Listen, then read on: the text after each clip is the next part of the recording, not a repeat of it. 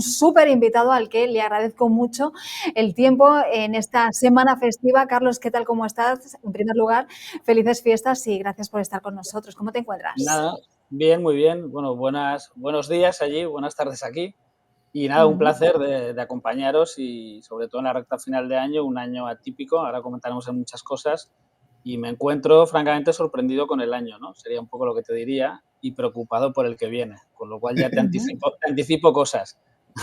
Qué bien, Carlos. Pues te doy la bienvenida. Buenos días nuevamente. Mi nombre es Alejandro y es un gusto tenerte este día para poder tener una charla, una conversación contigo acerca de cómo ves los mercados. Y para eso, pues hemos preparado una serie de preguntas. ¿Qué te parece? ¿Estás listo para comenzar?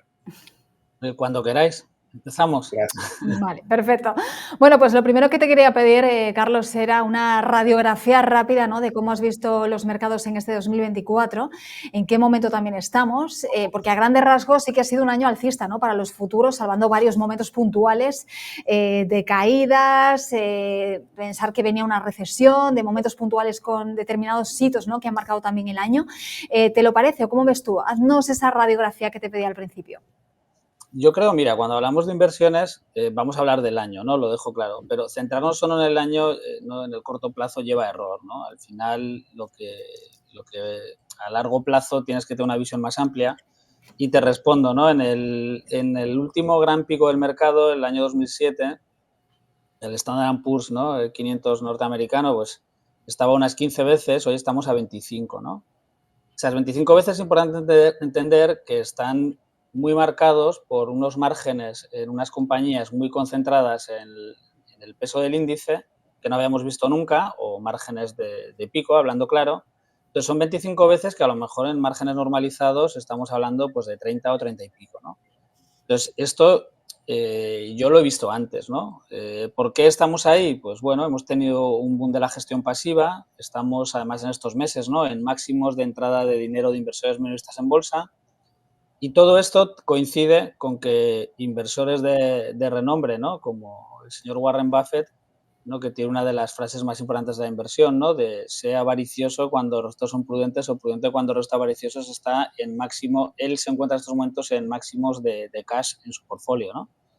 Entonces, bueno, yo ante esa visión que te he dado, por un lado de valoración, que no me gusta de grandes índices, y luego, ¿no?, pues gente experta en máximos de liquidez, solo me queda una cosa positiva, ¿no?, porque al final hay que ver el vaso medio lleno, y es que te diría que estamos en un escenario más como la burbuja.com, ¿no?, donde están muy sobrevalorados un extremo del mercado y convive con una gran infravaloración en otro, ¿no? Y ese es el lado positivo que le veo, que sí que encuentro grandes oportunidades, especialmente en las compañías pequeñas europeas, más que las norteamericanas, y por eso estoy preocupado con el 25, pero no estoy negativo, que es distinto estar preocupado con estar negativo. Ujú. Interesante, Carlos. Realmente, como tú lo estás mencionando, ha habido esos infravaloraciones en algunas compañías. Pero ahora que ya estamos por comenzar a una semana el 2025 y con la llegada nuevamente de Trump a la Casa Blanca, todo esto pues ha sido bien recibido desde las elecciones. Más sin embargo, pues hemos visto algunos cambios en los mercados. ¿Qué opinión tienes al respecto? Tengo una doble opinión de lo que comentas, ¿no? Uno, de la llegada de Trump a la Casa Blanca, que todavía no he encontrado ni en Bloomberg, ni en Reuters, ni en ningún sitio, la noticia en la que todo, no sé, todo el Estado norteamericano vaya a comprar exclusivamente vehículos de Tesla, porque nos hemos encontrado como una compañía prácticamente ha doblado porque un señor haya ganado las elecciones. Es algo increíble, ¿no?, en un sistema capitalista libre como es la economía americana. Creo que es un claro indicador, ¿no?, permitirme la broma, pero es un claro indicador de que estamos en una situación de burbuja, de pre-burbuja. Y en segundo lugar, yo creo que la llegada de un presidente como Trump a la presidencia, pues evidentemente que malo no puede ser para la economía. O sea, es Ujú. un señor que es un señor liberal, va a permitir. Luego, además, creo que tiene unas iniciativas respecto a reducir el gasto público que van a ser muy interesantes y que espero que acabemos siguiendo en Europa por la cuenta que nos trae. Pero insisto, lo veo que será muy positivo para la economía. Lo que pase con los mercados dependerá efectivamente de lo que pase en la economía, como pase de otra forma, y de la valoración de los mercados en cada momento. El profesor Aswad Damodaran, que para mí es una referencia en valoración, tiene una de las frases más importantes a la hora de invertir, y es que la bolsa es el activo más rentable a largo plazo depende del momento en el que entres, ¿no? Y pongo un ejemplo, quien compró Microsoft en el año 2000, pues hasta el año 2013 pues no recuperó el dinero que había puesto, ¿no? Se pegó 13 años literalmente a la sombra, ¿no? Y quien compró otras compañías de software que desaparecieron o compañías de buscadores de Internet, pues lo perdió todo, ¿no? Entonces, no creo yo que la llegada de Trump por sí misma sea un motivo de optimismo para el mercado. Creo que es un motivo de optimismo para la economía, norteamericana sobre todo, pero para los mercados ya veremos, ¿no? Ujú. Carlos, hablando de momentos, para ti más que los ciclos económicos, lo que de verdad determina la evolución del mercado tiene más que ver con las tendencias promovidas por los cambios tecnológicos, ¿no? ¿Qué nos quieres explicar un poquito con todo esto?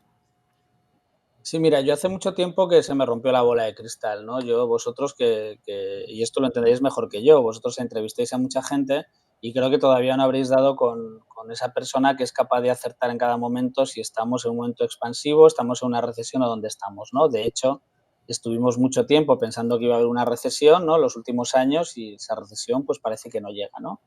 Entonces, ¿qué decidí hace mucho tiempo? Centrarme en identificar las grandes tendencias estructurales como forma de garantizar que invierto en compañías que van a crear valor de forma recurrente en el tiempo.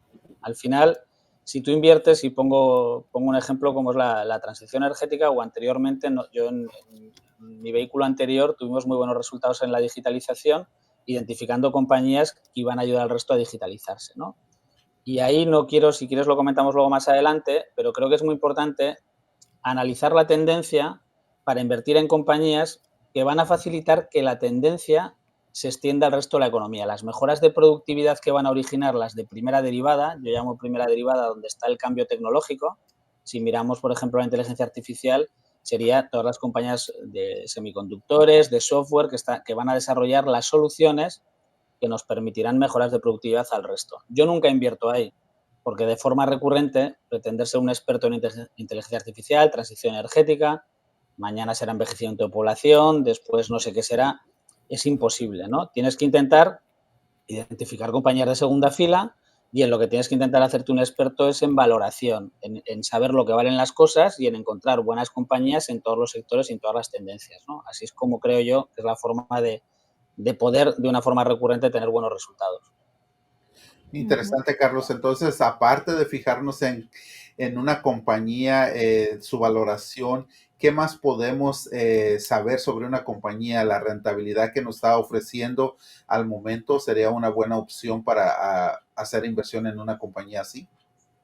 Sí, mira, yo te lo intento explicar de forma breve. Yo creo que lo primero, bueno, va en paralelo, ¿no? Pero es fundamental asegurarte de que la compañía está favorablemente beneficiada de una tendencia, ¿no? Y siempre pongo el mismo ejemplo, ¿no? Que es en el correo electrónico. Yo nunca habría invertido en Amazon, como tampoco habría invertido en muchos buscadores que se perdió todo. Invertí en logística, porque para que el comercio electrónico fuera real hacía falta desarrollar las redes logísticas del mundo. Todos vemos, ¿no?, cómo se ha multiplicado de forma exponencial. Y luego una tercera derivada era compañías que pasan por ahí que fueron ganadores. Y ahí, por ejemplo, ganamos mucho dinero con las cartoneras, ¿no? Todos, si estuviéramos en el año 2000 y yo estuviera explicando hoy que yo invertía en cartón voy a invertir en cartón para tener exposición al comercio electrónico, pensaríais que soy un loco. Hoy todos entendemos que el consumo de cartón ha subido de forma exponencial, ¿no? Entonces, lo primero es asegurarte que la compañía tiene exposición a una gran tendencia sin riesgo tecnológico. Que bien porque va a permitir que nos llegue a todos o porque se beneficia. Y lo segundo es analizar la compañía bien. Y analizar una compañía, yo siempre digo en plan polémico lo mismo, es un commodity. Cuando llevas, como es mi caso, más de 20 años, pues no sé, yo habré analizado más de 1000, ¿no? O sea, ni lo sé, ¿no? La cantidad de compañías que he analizado es muy fácil si siempre lo haces igual. Yo también aquí siempre hago una broma. Si tú quieres que yo te haga un modelo de valoración de Tesla que salga 2017,35, yo te hago que me salga ese valor objetivo. Te toco la G, te toco el crecimiento a largo plazo, te toco el WACC, toco un poco el modelo y puedes salir lo que quiera, ¿no? Lo importante es entender que hay que valorar. Y termino ya. Mira, cuando miras una compañía tienes que mirar. Lo primero, el negocio. Tienes que entender el negocio y ver qué retorno genera sobre el capital que emplea. Y lo segundo, tienes que analizar dos partes que son las personas, que es la propiedad. A mí me encanta invertir en compañías donde hay un fundador o una familia. Me gusta que haya gente que se juega más dinero que yo, se lo juega de verdad. Y lo tercero, el equipo directivo, ¿no? Porque al final, para crear valor a largo plazo, ese retorno que genera el negocio, la compañía, va a generar tu ROE, tu retorno sobre tus fondos propios, y parte te lo va a pagar en dividendo, lo va a reinvertir. Y esa decisión de reinversión se toma conjuntamente entre la propiedad y quien lo ejecuta, que es la dirección, ¿no? Entonces tienes que asegurarte que hay unos buenos gestores. Si los gestores son malos, puedes invertir en el mejor negocio del mundo, y la historia está llena de ejemplos, pero tu retorno final como accionista, tu ROE sea un desastre porque reinviertan mal, ¿no? Bueno, es un punto de vista bastante interesante, ¿no? Porque quizá te fijas en cosas que no miramos, ¿no? Porque y al hilo viene la siguiente pregunta. ¿Cómo evitamos el FOMO en las inversiones, ¿no? Las modas, el no querer perdernos absolutamente nada de lo que pasa en el mercado, pero sin salir perdiendo. Porque como tú mencionabas, está la inteligencia artificial, que parece que todo el mundo quiere invertir en Nvidia, en las compañías más top en este sentido. Ahora, por ejemplo, también el Bitcoin, ¿no? En esta recta final del año se ha convertido en protagonista. Entonces te pregunto, ¿cómo gestionamos esto, ¿no? Las modas con lo que realmente deberíamos de mirar a la hora de invertir en una compañía sin caer, ¿no? En ese FOMO. Bueno, está Ana muy bien la pregunta, ¿no? Y más después de justo lo que acabo de decir, porque está la respuesta corta, que es la primera que te voy a decir, y luego la extendemos un poco, ¿no? Y es evitando los relatos. Hoy en día se invierte en base a relatos, ¿no? Todos son historias. La inteligencia artificial es una historia de mejoras de productividad, se van a vender no sé cuántos tropecientos de miles de millones de chips y el mundo va a ser maravilloso, pero a todo eso hay que ponerle números, ¿no? Entonces, la clave, mira, a largo plazo solo hay una cosa que importa, que es la valoración. O sea, no va a ser diferente esta vez ni lo ha sido las anteriores. A largo plazo, valor y precio se encuentran. Que por el camino te puedes encontrar varios años y periodos largos, ¿no? Yo no, sinceramente, estoy preocupado para el año que viene, pero tampoco creo que la economía va a ir bien y tampoco sé si los mercados tienen una corrección importante o se pegarán 2 o 3 años en los que los índices no lo harán bien o lo harán las compañías pequeñas, ¿no? Entonces, lo que tienes que hacer es, primero, como bien decías del FOMO, si tú estás viendo subir Nvidia y tú no entiendes el negocio de Nvidia, no entiendes, te pongo mi caso, ¿no? A mí una compañía que haciendo semiconductores o diseñándolos, ¿no? Tiene unos márgenes operativos del 70 y pico por ciento, pues yo no entiendo ni veo la recurrencia ahí. Y los ratios de crecimiento, no que ha tenido, que lo pasado ya está, que se esperan a futuro, pues a mí me dan vértigo, ¿no? Entonces, ¿para qué voy a perder un minuto? Al final, como gestor, como inversor, el activo más valioso es tu tiempo. ¿Para qué voy a perder un minuto en intentar entender algo que no entiendo? Entonces, lo primero que tienes que hacer es centrarte en cosas que tú seas capaz de analizar, ¿no? No te pongas a analizar una compañía que está en un sector que tú no tienes ni idea, ¿no? Pues busca cosas sencillas, ¿no?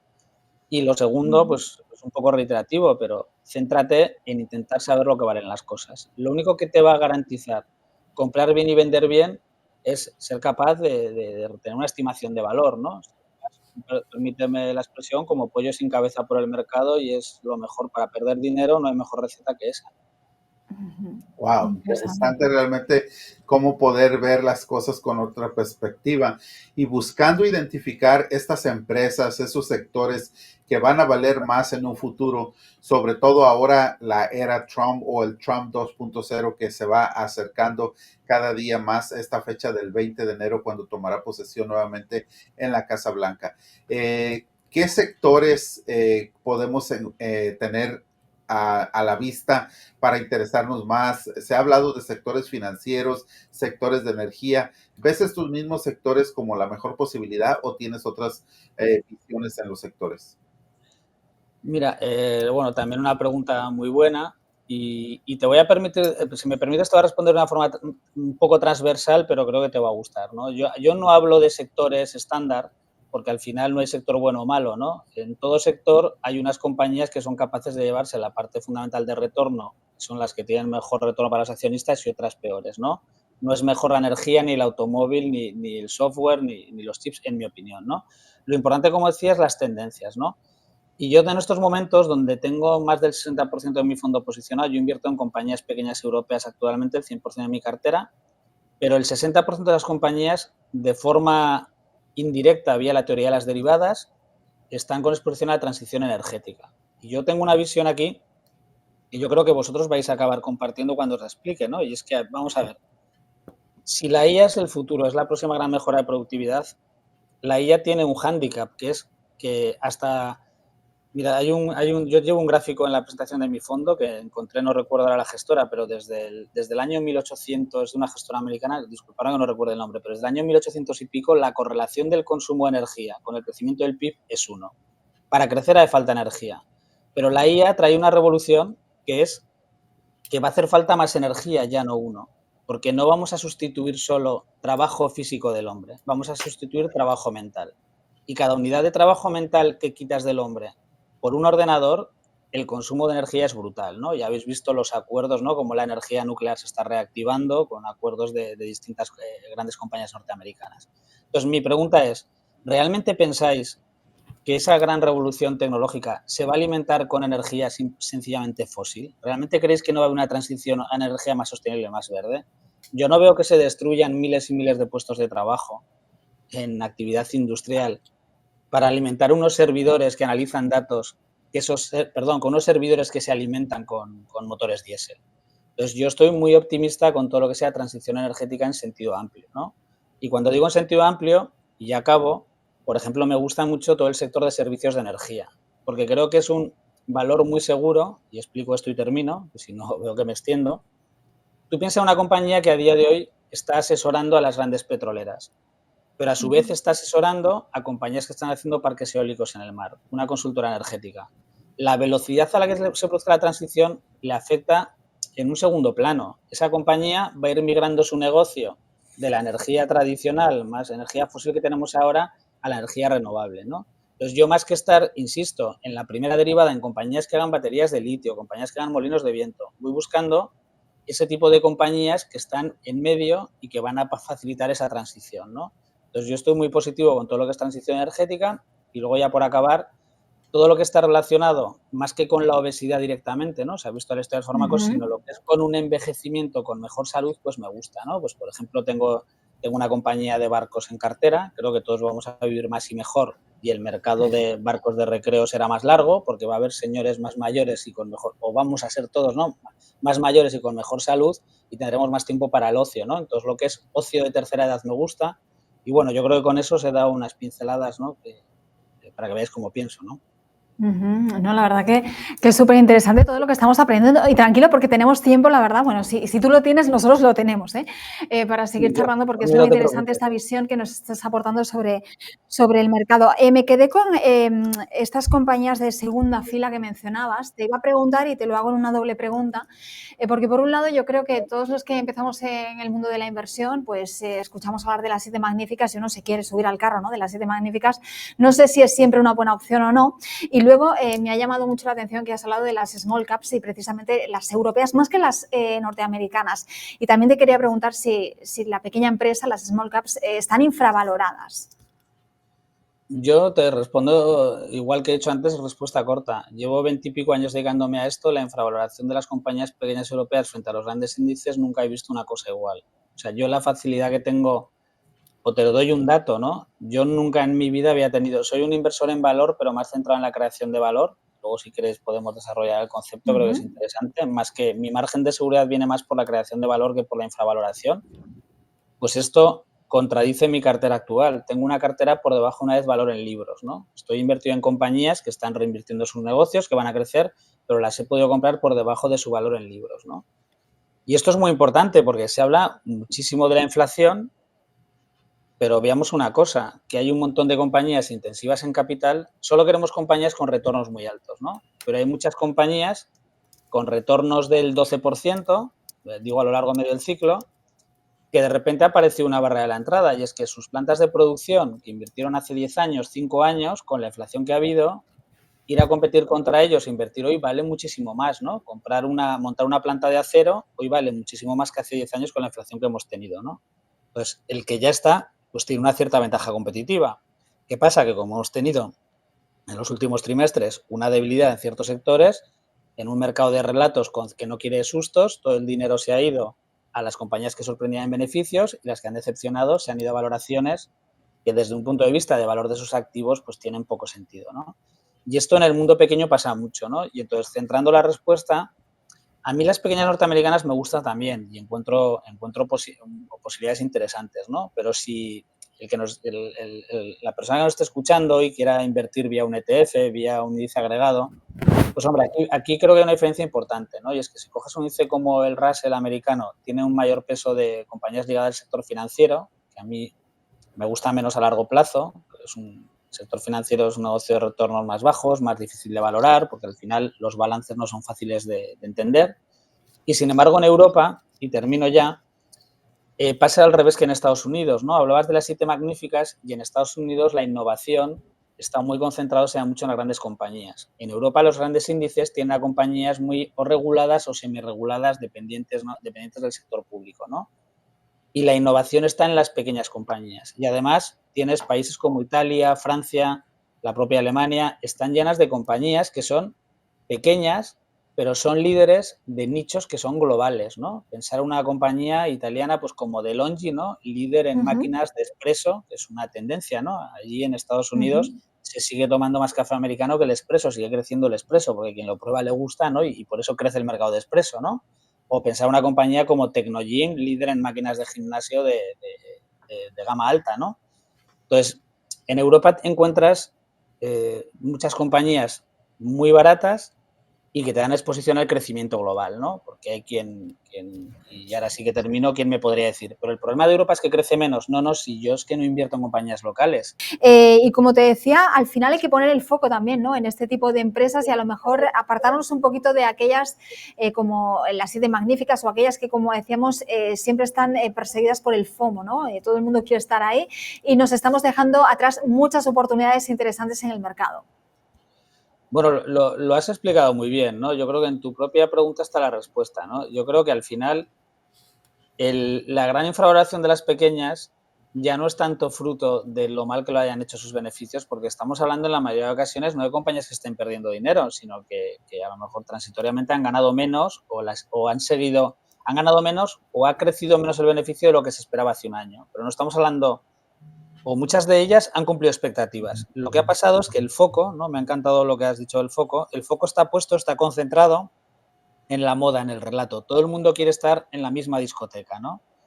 Y yo no sé allí, pero aquí en España, cuando en una discoteca va todo el mundo, pues de repente hay un grupo de inversores de inversores, ¿no? De personas que van a la discoteca que van a buscar otra, porque no les gusta estar donde está todo el mundo.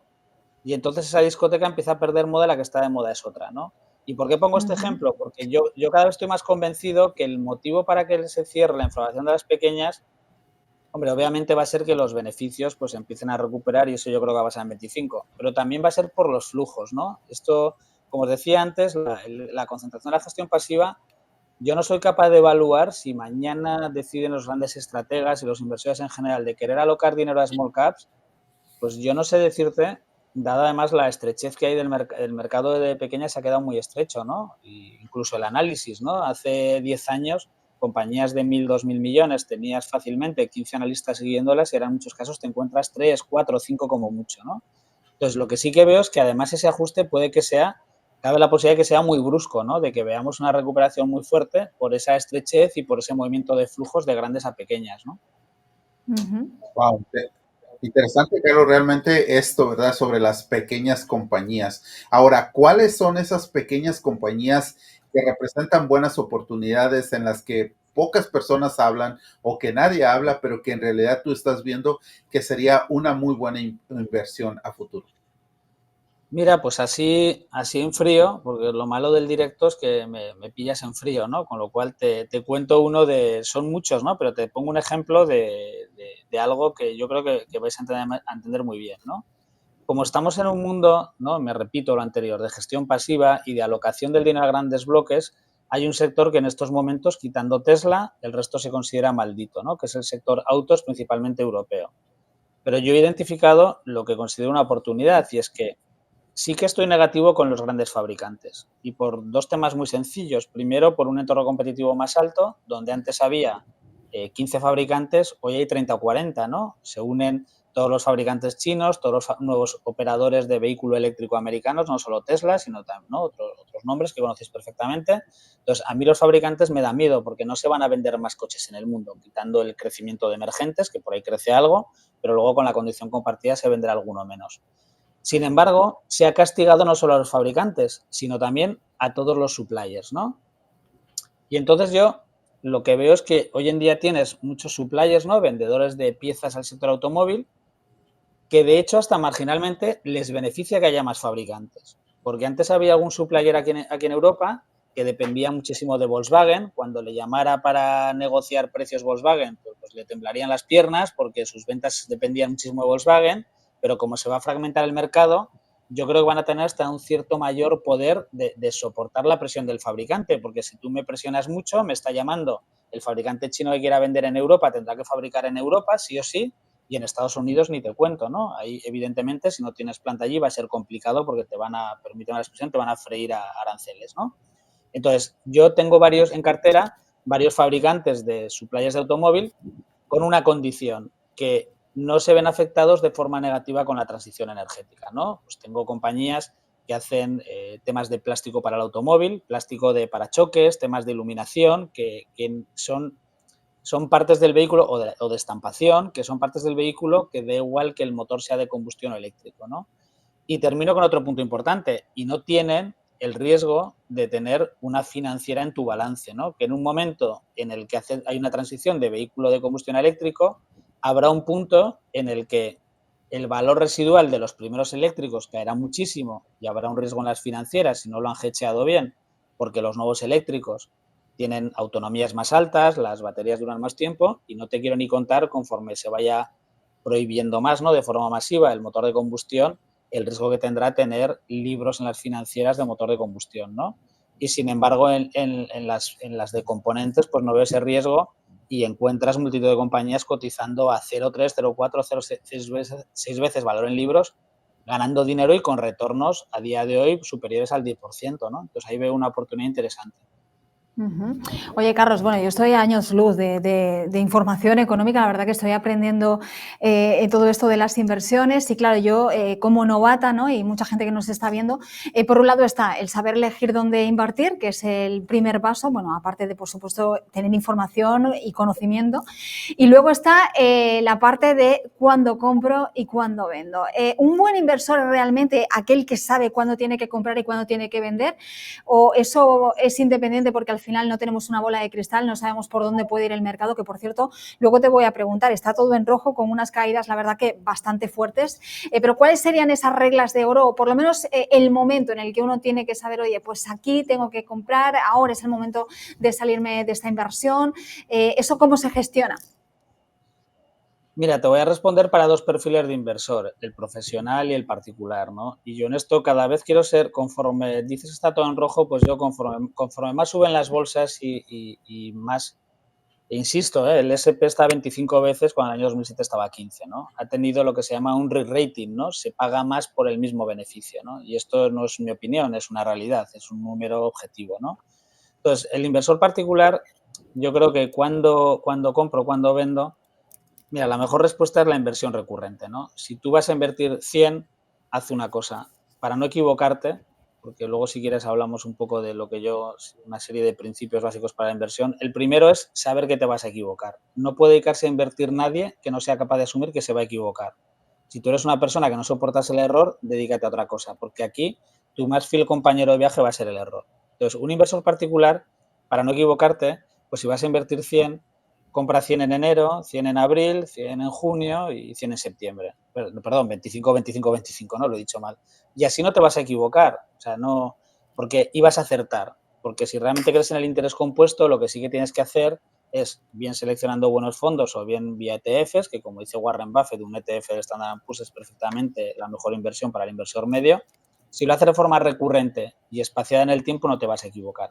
Y luego el inversor ya más profesional, ya no el gestor, sino aquel, como bien dices, pues tú estás aprendiendo cuando empieces a tener ya o te sientas con un conocimiento para lanzarte a invertir por ti misma, pues pensando que la valoración importa e intentando saber lo que valen las cosas. Y mira, yo siempre digo una cosa, mi método de valoración igual no es el mejor del mundo, de hecho, igual es de los peores del mundo, pero como yo todas las compañías las valoro igual y me las ordeno de mayor a menor potencial ajustado por riesgo y selecciono las que opino que tienen mejor binomio rentabilidad-riesgo, pues al final yo creo que me funciona porque siempre hago lo mismo. Y las valoro yo y tengo una idea de valor. Y si compro algo 10 y pienso que vale 20, aplico una regla muy básica, que si yo cuando estaba a 10 tenía un 3% en mi fondo y subí un 50, tengo un 4,5. ¿Cómo puedo tener un 4,5 de algo que tiene un 50% menos de potencial? Como que en el mejor de los casos tendría que tener lo que tenía antes. O lo lógico será que vaya desinvirtiendo y rotando algo que tenga el potencial que tenía esa posición antes, ¿no? Y esto te lo explico de otra forma, y ya termino. No te puedes enamorar de las compañías. Lo que hay que tener claro es que participamos en negocios. Si piensas, si queréis luego hablo del concepto de creación de valor, pero si piensas que la creación de valor de esa compañía es del 15% anual y en febrero te ha subido un 30%, pues si realmente te crees la valoración, te dirás, a ti mismo te dirás, ¿qué hago aquí? Aquí me he comido el retorno de los próximos años, tengo que bajar la exposición o vender y buscar otra cosa, ¿no? Entonces, resumiendo, invertir de forma escalonada y ya el inversor más particular pensando que la valoración es la clave y respetándola, ¿no? No dejarse llevar por la moda o el relato. Qué bien, qué bien. Bueno, pues excelente. Estamos avanzando realmente en esta entrevista espectacular y estamos aprendiendo propiamente. ¿Cómo podemos hacer una inversión en creación de valor? Queremos que nuestro capital aumente. ¿Cómo podemos hacerlo? Mira, esto es algo que hoy en día, hace unos años todo el mundo hablaba de Warren Buffett y de Charlie Munger, y si observas, pues ahora cada vez se habla menos de ellos, ¿no? Pero tú coges la carta anual de Berkshire Hathaway, ¿no? De la carta que hace Warren Buffett a los accionistas de Berkshire, y siempre pone, él mide lo que ha subido el valor en libros de la acción de Berkshire más la rentabilidad por dividendo, y lo compara con el Standard & Poor's 500. Pues eso es la creación de valor, y me explico. Una compañía que genere 100 de beneficio, una compañía que tiene 1.000 de activos y tiene un ROE del 10, te genera 100, ¿no? El 10% de 1.000 es 100. Pues con esos 100 puede hacer dos cosas. Devolverlo al accionista, bien pagando dividendos, una recompra de acciones, que al final es lo mismo, es devolver parte de esos 100.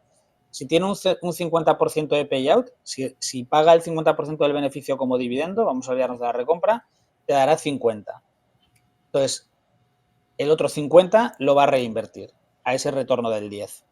Entonces, si la compañía estuviera cotizando a 2 veces valor en libros, el 50 que te da, que sobre los 1.000 sería un 5%, como estaría cotizando en bolsa a 2.000, el valor en libros sería 1.000, pero como estas veces sería 2.000, te daría un 2,5% de rentabilidad por dividendo.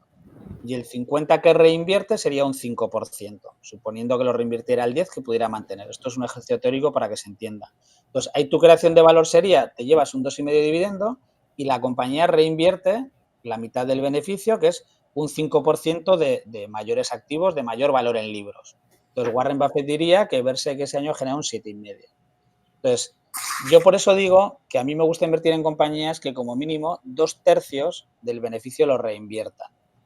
Porque al final las compañías que tienen capacidad que lo reinviertan y lo reinviertan bien, ¿no? Por eso digo que es importante analizar los gestores y ver que inviertes en sectores, compañías, bien posicionadas a las tendencias estructurales para que puedan reinvertir. Entonces, las compañías que reinvierten una parte importante del beneficio, pues tienen más capacidad de crecer creando valor, ¿no? O sea, además lo hacen a un ROE alto, ¿no? Es importante cuando se habla de growth, yo creo que es importante que lo que tiene que crecer es tu valor en libros y, en segundo lado, tu remuneración como accionista vía dividendo, ¿no? No tiene que crecer solo las ventas, ¿no? De hecho, hay una compañía que le crecen mucho las ventas y su retorno es inferior al coste de capital, está destruyendo valor. Cada vez que crece, tienes un coste de oportunidad mayor porque utiliza más activos en algo que produce menos que el coste de capital que tiene, ¿no? Entonces, la creación de valor, por dejarlo claro, es coger del beneficio, ver cómo se divide, en qué parte te pagan en dividendo, coges esa rentabilidad y el resto, calcularte qué incremento de valor en libros es, ¿no? Y esa es la creación de valor de la compañía. Y ya termino con un ejemplo bien sencillo. Si tú tienes una compañía que crea valor al 15%, una compañía que tenga ROEs del 20%, que hay muchas compañías con ROEs del 20%, y que el mix de dividendo y reinversión te dé un 15%, pues piensa que al final yo digo que es el mayor margen de seguridad porque ese 15% por el efecto del interés compuesto, al cabo de 3 años no es 15 más 15 más 15, 45. Estaremos hablando de una creación de valor superior al 50%, ¿no? Ahora, si hiciéramos 1,15 por 1,15, 1,15, la verdad es que nunca me lo aprendo de memoria, pero me imagino que será próximo al 60, ¿no? Es muy complicado que al cabo de esos 3 años esa compañía no suba si sabes de valoración y la has comprado a un precio incluso un poco caro, te puedo permitir. Aunque lo hayas comprado un poco caro, al final la creación de valor te saca, ¿no? El ejemplo que he puesto antes de Microsoft, que tardó 13 años en recuperar el dinero, pero el señor que se equivocó invirtió en el año 2000 recuperó el dinero porque Microsoft creó muchísimo valor. El que invirtió en otras compañías como Yahoo o compañías que llevaron peor vida, lo perdió todo porque no hubo creación de valor. No solo porque comprara caro. Al final, aunque compres caro, si hay creación de valor, sales adelante. Bueno, Carlos, hemos aprendido muchísimo. De verdad que ha sido una charla que hemos intentado exprimir y que seguiríamos aquí hablando durante muchísimo más tiempo, pero ya sabes que esto al final es televisión y que bueno, jugamos con eso en contra. Así que te invitamos a otra partida para seguir charlando, porque de verdad que tenemos 1000 preguntas aquí que te haríamos, no solo nosotros, sino todo el equipo que tenemos detrás, porque estamos aquí de verdad escuchando atentamente. Carlos, ha sido un placer. Te encontramos en redes sociales, te encontramos en LinkedIn y te esperamos de nuevo. Nada, un placer, enhorabuena por el programa y bueno, feliz año, que sea 2025, que sea muy rentable y sobre todo que tengáis salud, que es lo más importante, ¿no? Hablamos de dinero, pero lo más importante no olvidemos nunca que es la salud. Muchas gracias. Efectivamente, Carlos, y bueno, sí, estaremos muy pendientes. Vamos a poder agendar algo muy pronto contigo porque queremos recibir el año 2025 con algunas de tus predicciones que tienes o con algunos análisis que son muy importantes y que esperemos que nos puedas compartir. Será un placer. Hasta luego. Gracias, Carlos.